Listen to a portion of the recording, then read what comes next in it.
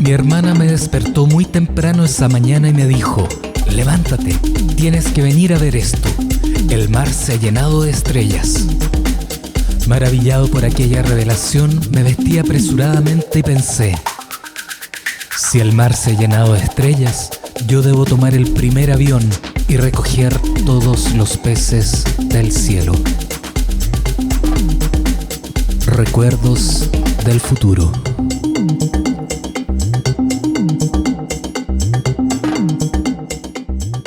¡Wow! Oye, quiero dar la bienvenida a este segundo programa de Autoconvocados. Nadie nos eligió, pero aquí estamos. Y hoy día con un tremendo invitado. Doy inicialmente el saludo a Rodrigo Stanger, que nos acaba de leer este muy bello poema. Rodrigo, ¿cómo estás? Muy bien, gracias.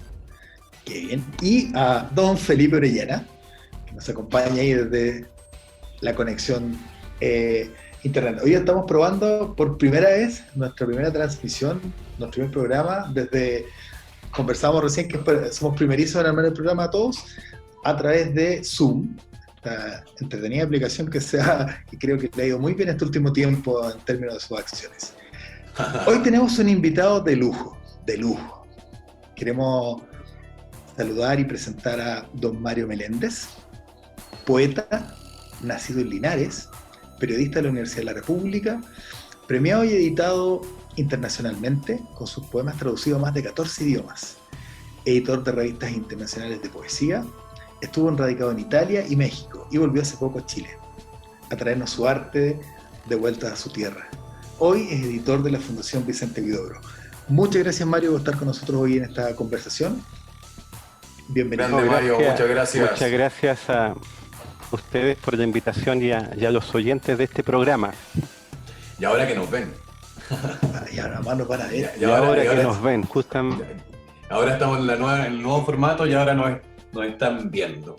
A mí me gustaba más cuando me escuchaban nomás. Sí, bueno, es un poco intimidante esto de sentirse visto después, pero bueno, se nos va. Yo creo que estamos todos tratando de acostumbrarnos a esta nueva forma de hacer comunidad, de hacer sociedad, de mirarnos a la cara. Mario, me toca a mí iniciar con los petardos. Y quiero partir así como con una pregunta quizás un poquito básica o fundamental. Poesía, poeta, ¿por qué poeta? ¿Por qué poesía? Porque yo siento que en algún momento uno encuentra su razón en este mundo. Yo no considero que uno hace algo más especial que cualquier otro ser humano, digamos. Yo tengo una actitud determinada para la escritura y he tratado de potenciarla y de privilegiarla durante todos estos años de la manera más funcional que me ha parecido, que tiene que ver fundamentalmente con la apertura hacia otros diálogos, no solamente con la lectura, sino también con el carácter multidisciplinario que puede tener en este caso una disciplina que es la literatura, la convivencia con otras disciplinas que ayudan a enriquecer un corpus. Y tiene que ver también, como te planteaba, con una necesidad de generar un diálogo con otros. A partir de lo que uno crea, de lo que uno propone, tiene un interlocutor, que en este caso puede ser tú, puede ser Rodrigo, puede ser Dante, o puede ser cualquier otra persona en el mundo, a propósito ahora de las comunicaciones, pero siempre por una necesidad de expresar algo. Entonces, yo lo hago a través de la escritura, otros lo pueden hacer a través de la pintura, de la escultura, a través de las leyes o de otras disciplinas, pero siempre como una necesidad de expresión y de ser algo dentro de tu entorno, o que otros de alguna forma te reconozcan como tal. No en el aspecto de vanidad ni mucho menos, sino que encontrar tu sitio en el mundo más que nada. Eso es, encontrar tu sitio en el mundo donde vivimos y en el entorno. ¿Desde dónde entonces está ese sitio poético desde dónde está ese habitar poético, desde dónde nace esa interlocución que tú buscas, que tú tienes, y que en el fondo te permite relacionarte a partir de eso que tú creas. ¿Desde dónde? ¿A dónde está la raíz? ¿A dónde está esa es la esencia básica de tu interlocución y de tu poesía? Ahí hay un tema, porque yo siento que la escritura no tiene una raíz, es algo mutable, es algo errante, y tiene que ver también desde donde tú te encuentres en algún momento determinado. Yo viví, antes de salir del país, muchos años acá, y por supuesto uno es parte de una tradición, de una raíz, y desde ahí escribe. Pero después, cuando estaba en México, me di cuenta también que habían aspectos que nos unían y que eran determinantes en mi proceso de escritura y en mi proceso de lectura también, porque entendamos que sin lectura no hay escritura. Entonces da la impresión de que las geografías, las sociedades, las gentes, de alguna forma influyen sobre un proceso, y en este caso un proceso creativo. Son determinantes. Los hechos son determinantes, las conversaciones son determinantes, los paisajes, es determinante la impronta que cada uno de esos pueblos a los que uno tiene la suerte de tener acceso te pueden entregar. Entonces, desde ese punto de vista, claro, se puede hablar de una raíz, como un poco señalaba César Vallejo, que tenía una raíz indoamericana, pero recordemos también que César Vallejo vivió mucho tiempo en París y murió en París y está enterrado en uno de los cementerios. Entonces, todo es mutable. Neruda decía que a él le habría gustado ser un viajero inmóvil, en el sentido de que le gustaría viajar por todo el mundo sin moverse de su casa, y él soñaba que estaba en una chimenea y que lo acompañaban dos perros, así como los perros de Simenón, como de las novelas de Simenón. Qué bonita escena, qué bonita imagen. Cuéntame, Mario, la Fundación Vicente Huidobro, ¿en qué está hoy día? ¿Cómo se ha ido relacionando en los últimos años? ¿Cuál ha sido su trayectoria? ¿Qué es lo que ha estado haciendo? ¿Y cómo estamos hoy día frente a este nuevo contexto? No me refiero solo al COVID en estas 2 o 3 semanas o meses que estamos, sino que este proceso de cambio en el mundo, de reculturización.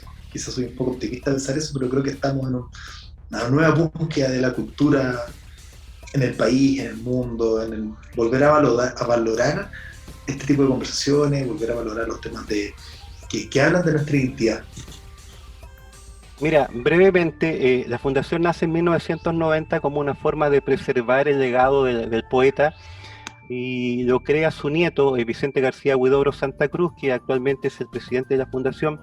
La Fundación ha tenido en su haber, en su directorio internacional, a poetas tan importantes como Octavio Paz, o como Nicanor Parra, o como el poeta español José Ángel Valente.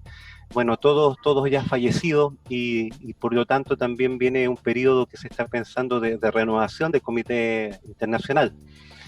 La Fundación en sus años de vida ha tenido varios hitos que tienen que ver con el encuentro de escritores, con la capacidad de generar diálogos con otros escritores de otros países, las exposiciones de Huidobro, porque Huidobro no solamente es un autor circunscrito a la poesía, también a las artes visuales. Recordemos que están los famosos caligramas, los poemas pintados, los poemas ropa, etcétera, y constantemente es motivo de exposición. Había una exposición permanente hasta hace poco en el Museo Reina Sofía. Entonces se ha hecho una escalada de varios frentes en relación a lo que es la obra de Vicente Huidobro. Por otro lado, también, y no menos importante, es la cantidad de ediciones que tiene el poeta fuera del país. Es uno de los poetas chilenos más publicados, y hasta que llegó el coronavirus habían 17 ediciones de Huidobro ya comprometidas en 14 países, desde Finlandia, digamos, hasta Argentina.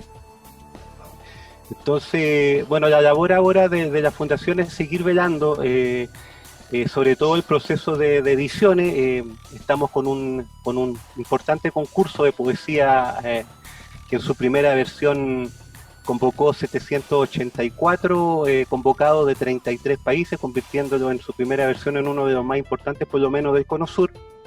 Estamos con una revista electrónica que lleva por título Altazor, que la próxima semana llegamos a las 100.000 visitas con 104 países. Esto lo había comentado yo con Rodrigo y con Andrés Colque, que la mitad de los autores que se han publicado en esta revista se hacía por primera vez en Chile, no eran conocidos, de lenguas diversas, tan como los lituanos, la vietnamita, Macedonia, etcétera, etcétera. Entonces, hemos estado creando un acervo para colocarlo a disposición de manera gratuita de aquellos interesados que siempre, afortunadamente, estas sociedades de consumo no han logrado vulnerar. Así que en eso estamos y ahora con esta cuarentena seguimos desde la casa. Bueno, esto es un trabajo que yo hago en los contenidos y que mi hermana se maneja en el tema comunicacional, porque por mucho que uno tenga la intención de crear, incluso lo conversábamos con Oscar Hahn, que podemos crear otro Altazor, pero si eso no tiene la capacidad de difusión, de no ser receptado por otros, es como si no existiera. Entonces las comunicaciones cada vez tienen un papel más protagónico en el desarrollo y la difusión de las obras. Entonces en eso hemos estado y replanteando muchas cosas o derivando muchas cosas hacia lo virtual también, que sabemos que son los mecanismos y los lenguajes que vienen dada la dificultad del tiempo que estamos viviendo. No me puedo aguantar, perdóname, Dante, yo sé que estamos en tu espacio, pero es que no me puedo aguantar de preguntarte, Mario. Yo tengo una sensación, ¿ya? Que Huidobro ha sido un poeta un poco dejado de lado de Chile, de los chilenos. Yo tuve la oportunidad de vivir en España algunos años y allá, bueno, Huidobro es un ser de otro planeta y lo conocen y apelan a su obra y lo estudian y hay una devoción por muchas personas que conocí hacia Huidobro que acá no le he visto jamás. O sea, así un solo ejemplo, un profesor que yo tuve allá en la Universidad de España, vino a Chile y lo primero que quería era ir a conocer la casa de Huidobro y lo llevamos y fuimos al museo y estaba feliz, ¿cachai? Pero acá eso no pasa, ¿cachai? Y dentro de lo mismo, también fue como, ¿por qué ese, no sé, como dejar esa sensación de que Huidobro no ha sido reconocido acá, como debiese reconocerse como hay otros que se han reconocido, no voy a nombrar a ninguno, ¿vale? Pero como otros, ya para no mojarme. Perdona, pero tenía que hacer esa pregunta. Bueno, Felipe, lo tuyo tiene que ver con dos cosas fundamentales. Primero, a Huidobro le toca convivir con una generación de autores extraordinarios como Neruda, como Pablo de Roca, Gabriela Mistral, el mismo Nicanor Parra, que era menor que él, los que venían también como Gonzalo Rojas, Jorge Tellier, etc. Recordemos también que Huidobro es un poeta que, si bien en sus primeras épocas se adscribe al Partido Comunista, con el rápido correr de los años se desliga totalmente. Como también pasa el otro fenómeno del otro Pablo de Roca. Entonces nos encontramos ante un poeta como Pablo Neruda, que hegemonizó todo el tema político y el tema social de los años 50 en Chile, cuando además lo que significa tener también el apoyo de un país como la Unión Soviética, con todo lo que significaba en ese tiempo la Unión Soviética. Entonces Neruda pasó a ser de alguna forma el poeta no solamente chileno, sino latinoamericano. Esta generación de poetas chilenos está considerada la generación más importante de la lengua española del siglo XX, superior incluso a la generación del 27.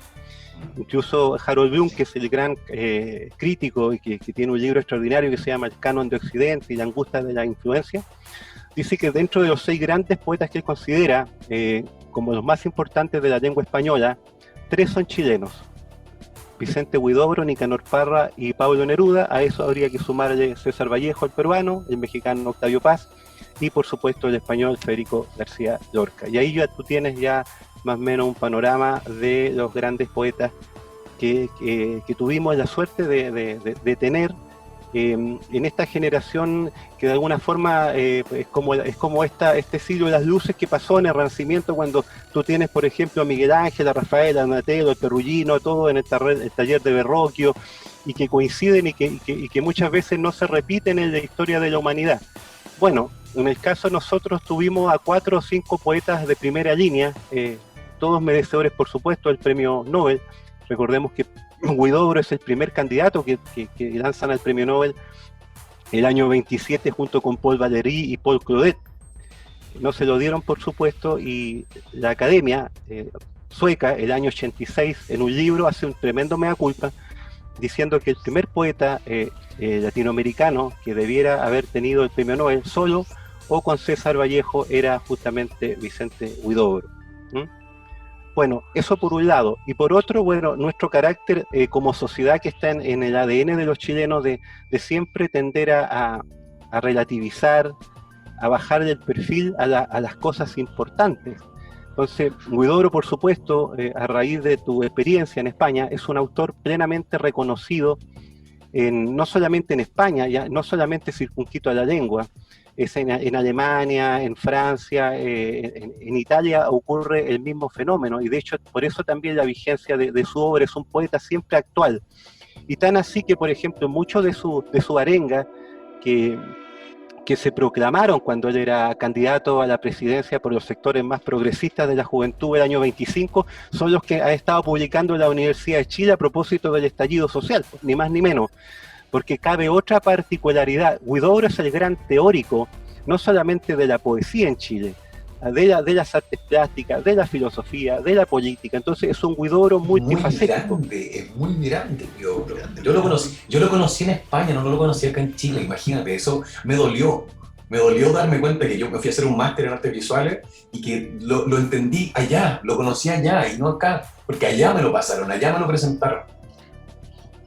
Ya lleva el año 16, imagínate, el espejo de agua, ya lleva el germen creacionista y llega a París pasando por Madrid, y llega a un París donde está nada menos que gente como, no sé, Picasso, Miró, Harpe, Braque, Tristán Tzara, etcétera. Entonces te codea o te relacionas con aquellas personas que son la creme de la vanguardia mundial, donde él no desentona en ningún momento. Y a pesar de que durante décadas los franceses le tuvieron que bajar el perfil para no aceptar que este chileno, que como en algún momento lo hizo Darío en España cuando llegó, también podía ser un aporte o ser punta de lanza de un movimiento, y eso lo demuestra con libros tan importantes como Horizon Carré o después posteriores como Poema Ártico Ecuatorial, que son los libros en español que inauguran la vanguardia, publicado en ese tiempo por la emblemática imprenta Puello de Madrid, el año 1918. Mario, quería conectar algo que estaba en la última pregunta y observaciones de Felipe con algo que tú decías en la primera parte de esta entrevista. A raíz de la necesidad que tenemos como sociedad, especialmente en Chile, conocer un poco más la obra de Huidobro y conectarlo con lo que tú decías, que sin lectura no hay escritura. Bueno, te agradezco la pregunta, Rodrigo. Tiene que ver con lo siguiente, mira, no solamente un tema de Huidobro como una persona que no es suficientemente conocida en el país, hay muchos grandes autores que incluso murieron olvidados, como no sé, yo me imagino Romeo Murga, que fue contemporáneo de Pablo Neruda, gente como Boris Calderón, como Sergio Hernández en Chillán, la misma Estela Díaz, que la Estela... hubo una gran polémica para poder disociarla de su lado más belicoso, etcétera, etcétera. Si uno toma desde el año 1900 hasta el 2020, 120 años, tú te das cuenta que no tenemos nosotros más de 10 figuras a nivel universal. Claro, empiezan a figurar los nombres, tú dices, bueno, Gabriela Mistral, Vicente Huidobro, Pablo Neruda. Ya como en el sexto, en el séptimo ya empiezas a tener problemas. Entonces, no damos un genio más cada 10 años, o sea, ni siquiera alcanzamos a dar un genio cada 10 años, lo que para los franceses, los italianos, los ingleses, etcétera, etcétera, es una cosa normal. Así como los argentinos o los brasileños exportan futbolistas de primer nivel, o sea, 10-1 o 100-1 en relación a los que exporta Chile. También hay países que tienen una tradición, cultura, bueno, no, que vamos a hablar de Italia, pues Italia, Grecia son ya, están más allá de toda lógica.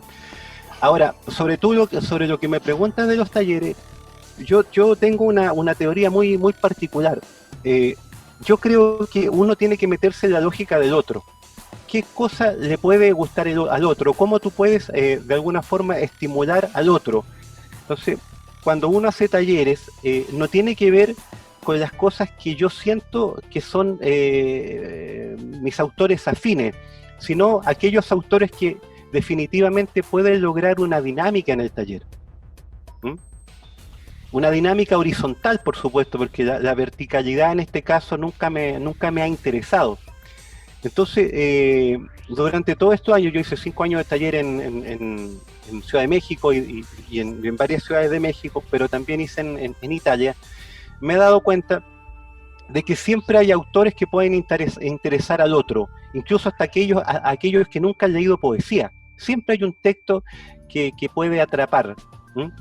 Porque puede ser un texto contemporáneo, porque puede ser parte de la experiencia que esa persona vivió, porque le retrotrae a alguna, no sé, pues alguna persona que él estima, alguna amante, etcétera, etcétera, etcétera. Entonces siempre hay algo afín al otro. Entonces eso es lo que uno tiene que buscar, si está interesado en crear una dinámica. Yo siempre hablo de las dinámicas de los talleres. Entonces por eso siempre se da de esa forma para mí. Ok, y los talleres son colectivos, no es un 1 a 1, no es con 2 personas, es ideal con 4 o 5. ¿Y cómo ocurre esta transferencia de diálogo y de emociones entre los participantes del taller? Que tiene que ver también con la pasión que tú puedas transmitir en el otro. O sea, yo hago los talleres porque siento también como una necesidad de compartir lo poco que uno puede saber con el otro. Entonces, a medida que el otro recepta eso, se abre una puerta de diálogo, se crea un interlocutor al otro lado. Entonces, esto ha funcionado a todo nivel, pues en universidades, en colegios. Yo también hice 3 años talleres en la cárcel, en Chile, antes de irme. Tenía 30 alumnos. ¿Dónde fue eso? Eso fue en la cárcel de Talca los años 2001, 2002 y 2003, y como resultado de eso se publicaron unos cuadernillos que se llamaban Los Rostros del Olvido, que eran ellos mismos. Entonces, esa es una experiencia que siempre es muy reveladora. Oye, qué increíble. Maravilla lo que estás contando de la cárcel. Sí, porque ellos también tienen interés en aprender, y de repente tenía que ir a buscarlo por ejemplo, a zonas de aislamiento donde estaban 2 o 3 y tenía que ir a luchar para que ellos pudieran ir a la clase.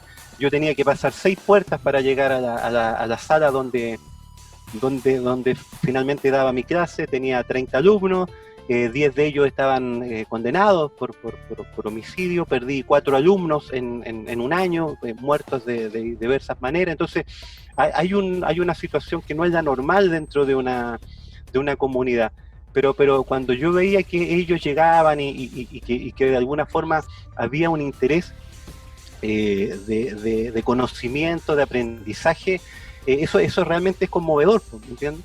Porque un amigo dijo, bueno, estos pequeños libros, no estarán en las vitrinas de ninguna librería, pero estarán en la vitrina de las conciencias. O sea, tiene que ver un poco con eso, ¿me entiendes? ¿Te motivó a escribir esa experiencia? Mira, más que escribir, me motivó el compartir, el socializar. Uno nunca valora esa palabra en una sociedad que cada vez está más atomizada, que cada vez estereotipa, el individuo lo aísla más.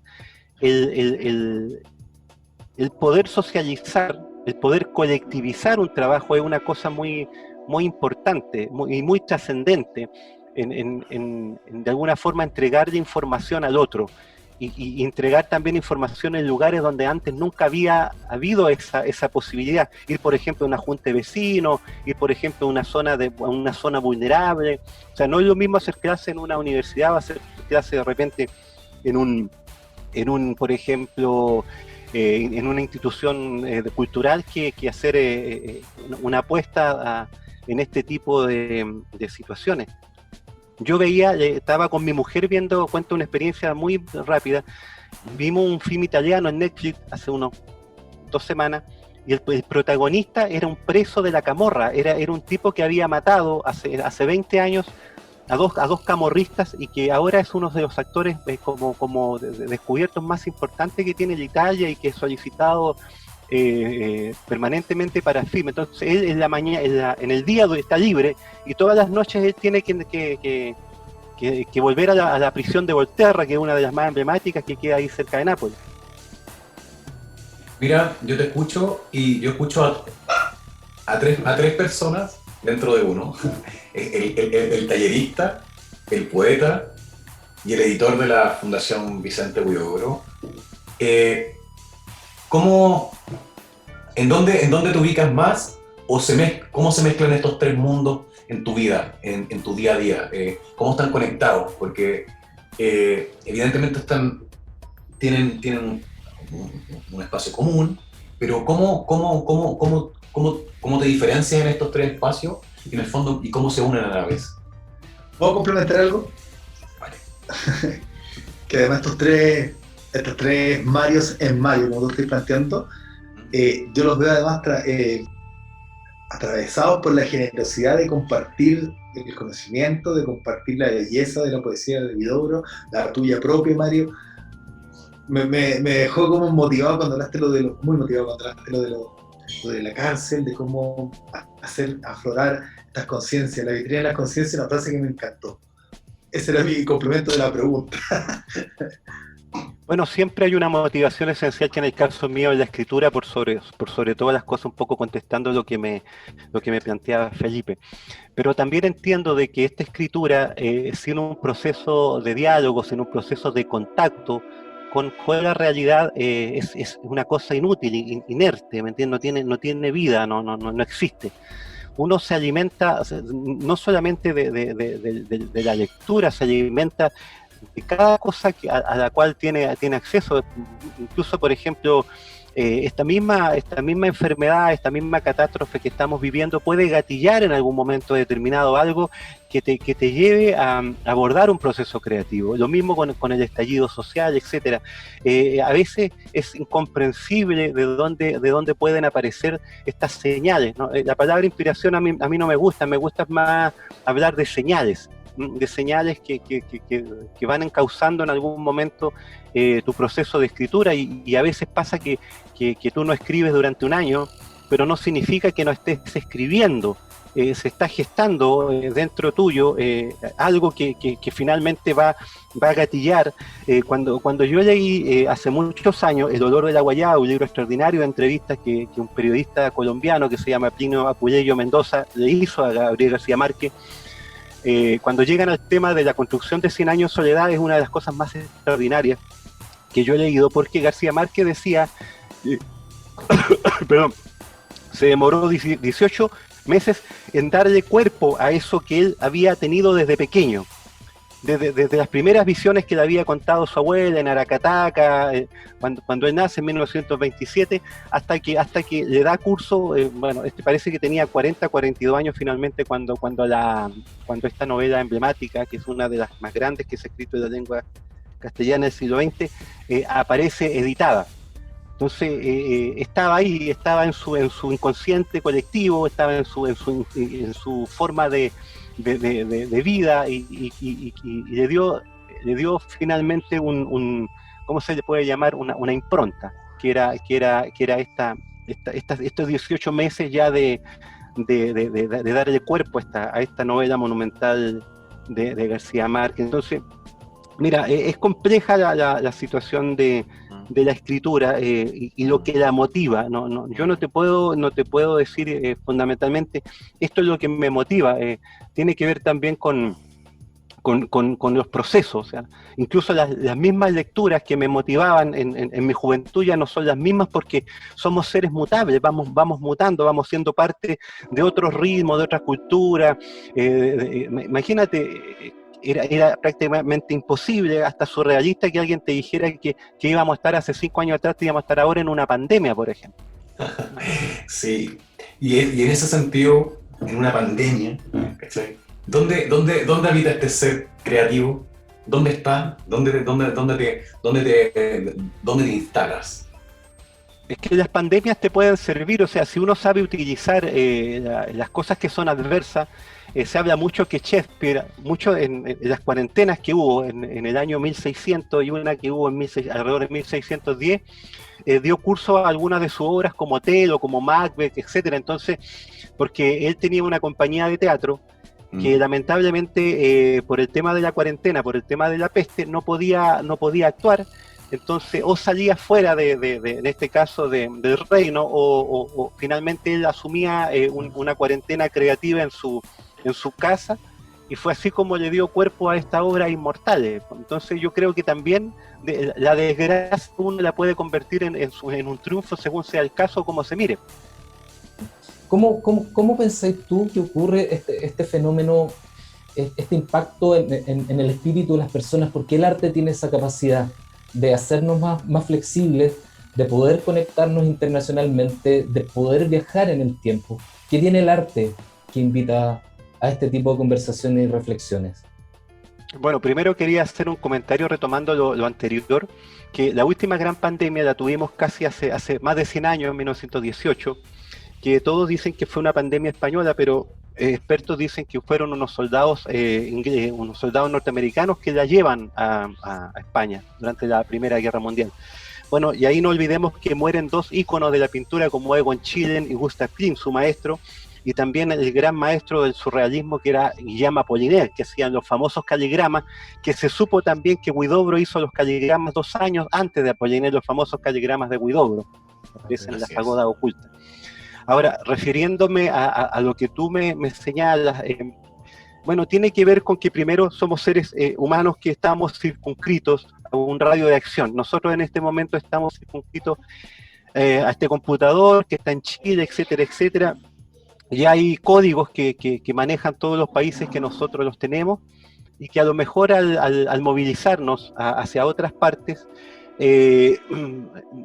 estamos o somos parte, por ejemplo, de otro tipo de conducta, como me pasó a mí con México y después con Italia, o en algunos lugares donde he tenido la suerte de estar.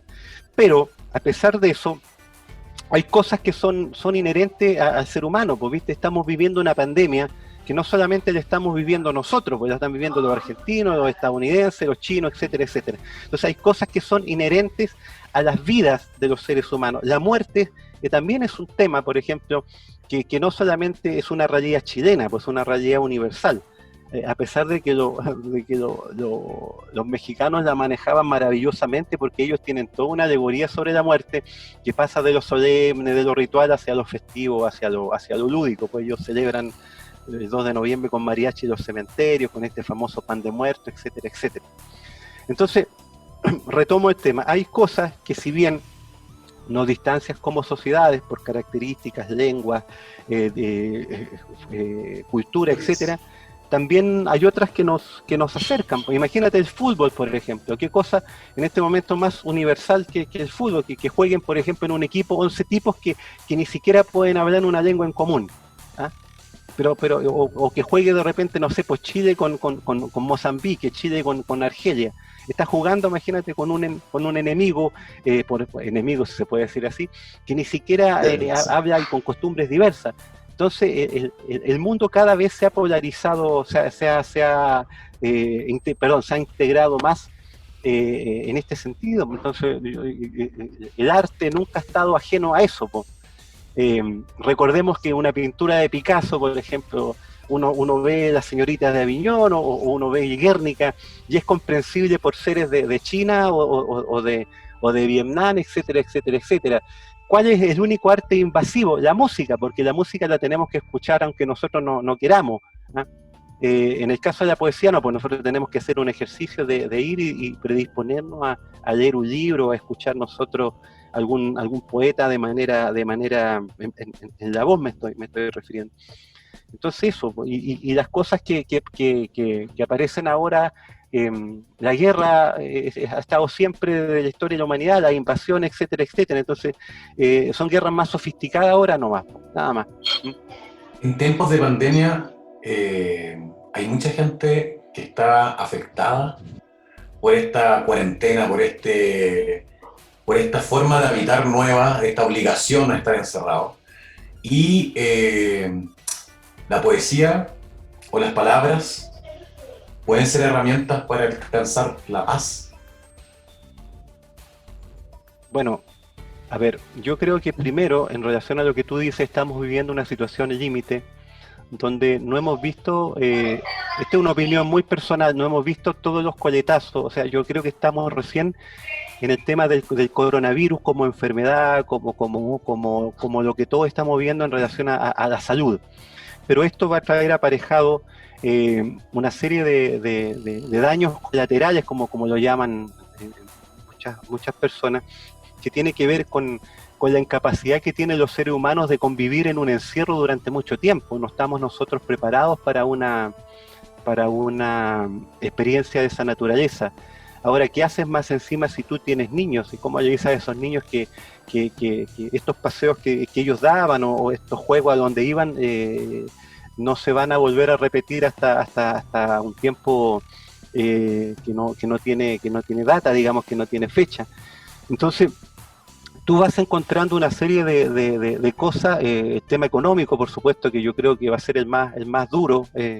Cómo va a quedar este país después de que pase o que se logre de alguna forma bajar la intensidad del virus. Cómo nos vamos a encontrar nosotros, en qué lenguaje, porque esto es un antes y después. Esto es una cosa tremenda. Cuando nos volvamos a encontrar, no sé, pues con Felipe en un café o con Rodrigo o con Dante, ¿cuál va a ser el entorno que nos va a circunscribir? ¿Ah? Nosotros nos estamos viendo en este momento por pantalla, pero no sabemos qué cosas vamos a encontrar en 3 meses más, en 5 meses más. Cuánta gente cercana ya no va a estar, por ejemplo, o vamos a saber que muchas personas que estaban en un diálogo con nosotros ya no existen, como me ha pasado con 3 o 4 personas que yo conocí o que ellos han sufrido a su vez, etcétera, etcétera, en España, en Italia, etcétera. Entonces es compleja la situación de esta pandemia. Yo no sé qué decirte en ese sentido, más que lo que puedo... Yo lo que quizás donde trataba de ir es que la poesía, hay mucha gente que le salva la vida. Hay otra gente que la poesía es terrorífica. Puede causar abrir heridas. Por lo mismo, creo que las palabras a veces tienen una posibilidad preciosa de dar entendimiento a esas cosas que no comprendemos. Y justamente, como tú dices, esta pandemia todavía le estamos dando forma, todavía no vemos sus consecuencias, todavía no vemos absolutamente nada en qué va a terminar, ¿no? Hay incertidumbre instalada. Y esa incertidumbre a veces cuesta ponerle nombre, cuesta ponerle características específicas. Muchas veces la poesía tiene la capacidad de nombrar lo que cuesta, de decir, de explicar lo que cuesta explicarse. No sé si me explico. Es que ¿sabe lo que me pasa a mí con eso? Yo no le doy ninguna categoría a la poesía más allá de lo que tiene. O sea, para mí no es más importante que la pintura, y que no es más importante que otra cosa dentro del ser humano. O sea, yo si tú me hablas, por ejemplo, de cosas que sí reivindican el tema social, para mí sería una de esas. O sea, para mí un gesto social tiene más valor que lo que la poesía pudiera generar o pudiera dar a conocer, ¿me entiendes? La capacidad, por ejemplo, de tener gestos con el otro, de entender el drama humano que se está viviendo en estos momentos, a mí me parece más definitivo que lo que la poesía como arte o como disciplina pudiera aportar. Entonces no le otorgo ninguna otra categoría más allá que la que tiene. Y me parece que en la historia de la humanidad y en la historia del arte han habido artistas que han trascendido y todo eso. Pero hay condiciones propiamente humanas que a mí me parecen más relevantes.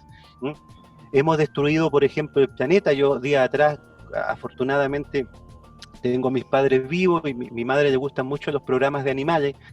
y siempre le digo, oye mamá, a lo mejor estos elefantes, estas jirafas, estos leones, en 10 años más los vamos a ver solamente por los programas, porque hemos destruido todo, que al final ya no está quedando nada, lo que pasa con los polos, digamos, lo que está cayendo ahí en la Antártida, los glaciares, etcétera, etcétera. Entonces, eso a mí me pone más, como con una voz de alerta en el tema netamente de que el ser humano, el ser humano ha destruido prácticamente todo su entorno. O sea, un león mata a otro animal, pero no mata a 100 animales.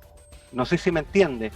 No extermina a una población, no bombardea, etcétera, etcétera, etcétera. Entonces hay una lección tremenda que los animales y que la fauna, etcétera, nos da a los seres humanos, y ni siquiera así hemos aprendido, porque también en esta lucha de contrarios que tiene el ser humano está el bien y el mal, que está con nosotros desde que el primer ser humano, el primer hombre y la primera mujer habitaron la Tierra, y continuarán hasta que esto se termine, que pareciera ser que no queda mucho, ¿eh? No, por favor. Lo va a hacer, bueno, si nos vamos y nos morimos, poesía va a ser. Sin duda. Poesía va a ser. Uno se aferra a los afectos y a las cosas materiales. El tema de la muerte, Quevedo decía, pues solo para morir hemos nacido. Entonces, ¿a qué se aferra uno? A los afectos, se aferra a las cosas que tiene, se aferra a las nostalgias, como decía Rojas, a las nostalgias fatídicas, ¿viste?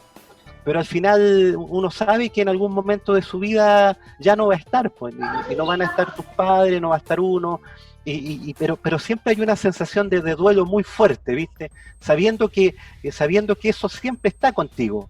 Entonces, es increíble cómo una cosa que tú sabes que desde que naciste que te va a ocurrir, puede ser tan fuerte cuando llega. Entonces es una cosa que es una melancolía constante, una melancolía permanente. Es que eso tiene que ver un poco con la respuesta que tiene cada uno. O sea, ¿qué sería para ti? A ver, tu entorno, tu familia, tus posesiones, la nostalgia de algo. Yo creo que sacaríamos varias conclusiones acá a partir de esa pregunta, a lo mejor, y conclusiones diversas, ¿me entiendes? ¿Qué cosa extrañarías tú si el día de mañana te dicen, oye, yo ya no más, digamos, ¿me entiendes? Eso...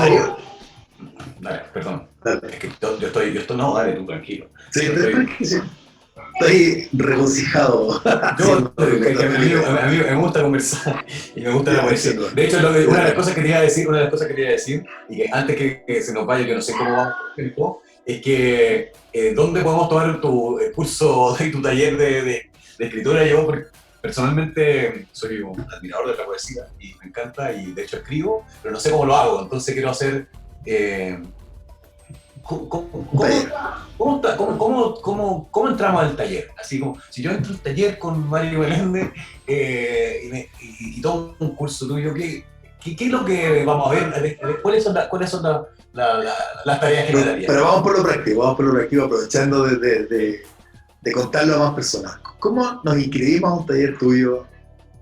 Hagamos un poco de publicidad de enfermería. Ya, pero hoy en el tintero a propósito de la muerte. Resulta que Marcel Proust, los últimos 12 años de su vida, se queda en su casa. Solamente tenía una sirviente, Celestín. Bueno, y se queda en su casa acostado y crea una de las obras más importantes de la historia, que se llama En busca del tiempo perdido, que seguramente ustedes lo han...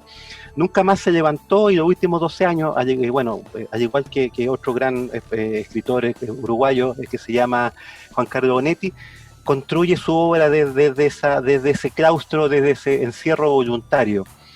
Ojalá nosotros pudiéramos hacer eso, digamos, tener esa capacidad de decir, bueno, el día de mañana, si estamos en esta condición, ojalá, estoy poniéndome en un escenario muy apocalíptico, no pudiéramos salir, fuéramos capaces de construir algo tan sólido como lo que hizo a lo mejor un Marcel Proust, lo que hizo a lo mejor un Juan Carlos Onetti, teniendo por supuesto la capacidad y teniendo por supuesto la esperanza de que otros sobrevivientes lo van a leer, digamos, ¿me entiendes? Que eso es lo más importante, porque si creamos una obra durante 12 años o 10 años y como resultado nadie va a poder dilucidar o entrar en ese mundo, bueno, sería una cosa muy triste. Ahora, yendo al tema práctico, del taller, un taller literario. Tengo a mi asesor Rodrigo Stanger, que se ha portado maravillosamente, que me está ayudando con todo el tema comunicacional. Maravilloso. Mira, y una cosa muy simple, son talleres que yo inicié en México y que también después prolongué en Italia, donde el taller tiene que ver con grandes poetas latinoamericanos del siglo XX. Mediante textos muy dinámicos hay un proceso de aprendizaje y de escritura también. Se contextualiza, yo aparte de la clase, que es donde yo entrego un material escrito, que lo compartimos, que lo leemos, se entregan también otro material audiovisual o material en voz donde uno va reforzando, digamos, una clase determinada, circunscrita, por ejemplo, en autor X, no sé, Oliverio Girondo en Argentina, el contexto de su obra, el contexto estético también, no solamente social. Entonces hay un proceso de aprendizaje muy, muy dinámico y que puede resultar muy entretenido desde los textos que se leen. Son textos especialmente preparados para crear una dinámica con el otro, digamos, entendiéndose por el otro un alumno, entendiéndose por el otro el espacio donde tú vas a plantear o a dar a conocer el taller. Y también esto se complementa con una serie de ejercicios creativos a partir de las lecturas a las cuales nosotros estamos expuestas. Entonces tiene que ver fundamentalmente con eso y de conocimiento, aparte, bueno, de pasar a los grandes referentes de la poesía chilena del siglo XX, se pasan a grandes referentes latinoamericanos de otras regiones. O sea, son latinoamericanos porque el taller está circunscrito a un tiempo, entonces no me gustaría leer poetas italianos, franceses, etcétera, etcétera. Pero también uno tiene que tener una demarcación en una primera etapa. Y se pueden inscribir... Eso es, ¿dónde? Porque esto va a quedar anotado en la parte claro, pero ya el tema técnico ya no es una cosa que se dé a conocer, se da a conocer off the record, digamos. Sí, obvio. Pero sí, pero sí. ¿Online va a continuar o no? Sí, pero sí, la clase va a ser una vez a la semana, digamos. Va a ser una vez a la semana y tiene 2 horas de duración. Excelente. Donde los textos se van a enviar con anterioridad para que ya las personas vayan familiarizándose con el autor o los autores que vamos a pasar. Muy bien, Rodrigo. Tenemos entonces información a agregar en la descripción de este podcast sobre dónde vamos a inscribirnos a tomar el curso con Mario. Mario, me quedé con una pregunta y algo que me gustó cuando te preguntaron sobre la inspiración y tú hablaste que más que inspiración buscabas señales. ¿Qué señales poéticas, o no sé si le quiero poner el apellido poética, o qué señales vemos en el contexto país hoy día, sobre todo qué señales de cambio, de vida vemos desde el estallido social? Tratando de no entrar tanto en lo político que ya todos reconocemos, sino que qué señales de una suerte de maduración. Yo partí muy optimista hablando de que veo una suerte de culturización nueva, como ganas de buscar cultura de parte de todos. Puedo ser muy optimista igual al respecto. ¿Qué señales vemos? ¿Qué señales vemos lo que está pasando hoy? ¿Qué señales esta nueva forma de hacer comunidad? ¿Qué señales hay de que vamos estamos en un proceso complejo, pero algo bueno va a emerger? Bueno, sobre lo que tú me preguntas, yo puedo englobarlo y te voy a explicar por qué en una palabra que se llama revolución. Porque la revolución, en el caso que yo lo planteo, no solamente tiene que ver con el concepto de revolución como nosotros lo entendemos, la revolución francesa, rusa, etcétera, sino también la revolución como un hartazgo, como un cansancio a un status quo y como una suerte también de reivindicación. O sea, la revolución a su vez es una reivindicación. O sea, pasan a la estrada aquellos que no tenían voz, es darle voz a aquellos que habían estado postergados. Entonces, esto va a ser un proceso muy, muy largo, donde siento que no solamente los agentes sociales, el arte, por supuesto, también, y las instituciones van a tener un gran protagonismo. A ver si de acá salimos más fortalecidos, sobre todo a nivel colectivo. Yo siempre hablo de eso. Yo creo que lo colectivo es lo que te hace avanzar. Lo individual hace que tengamos nosotros personas que salen a la calle con coronavirus con una total falta de respeto y de displicencia por el otro. Entonces eso no lo hace un colectivo. eso jamás o rara vez lo va a hacer un colectivo. Es el individualismo lo que cercena, lo que aparta, lo que digrega, lo que fracciona. Entonces, mientras existe un colectivo, existe la esperanza de un cambio. ¿Ah? Ahora, cuando uno dice un cambio, pero ¿hacia dónde? Bueno, eso todavía está en veremos, porque no solamente está en construcción, está en gestación. Y en ese caso también las universidades tienen que asumir un rol. O sea, no solamente la República donde nosotros estudiamos, las universidades en general en Chile y en el mundo tienen un papel protagónico de recuperar el humanismo. O sea, aquí hay una crisis de humanismo. ¿Ah? Por ejemplo, mi mujer es italiana, Italia, bueno, las grandes universidades del año 1100, el 1200, las universidades de Bolonia, por ejemplo, etcétera, etcétera, tenía a los grandes intelectuales que eran integradores. Bueno, requiera de Leonardo da Vinci, por ejemplo, un tipo que manejaba no solamente la pintura, la escultura, la física, la aerodinámica, la filosofía. O sea, cuando uno accede a los códices, a los cuadernos de Da Vinci, es un genio, debe ser de los 5 o 6 genios más grandes de la historia de la humanidad. Entonces, lo integrador, o sea, a eso yo voy. Mientras seamos integradores o integrativos, o permitir que existan más de una persona, más de 10 personas, bueno, permitiremos que las cosas acontezcan. Yo no sé si eso será un triunfo al final, ¿me entiendes? Pero sí, por lo menos, tener una utopía. Entonces, Galeano decía, ¿para qué sirve la utopía? Para caminar. Para eso. Qué maravilloso. Hemos hablado de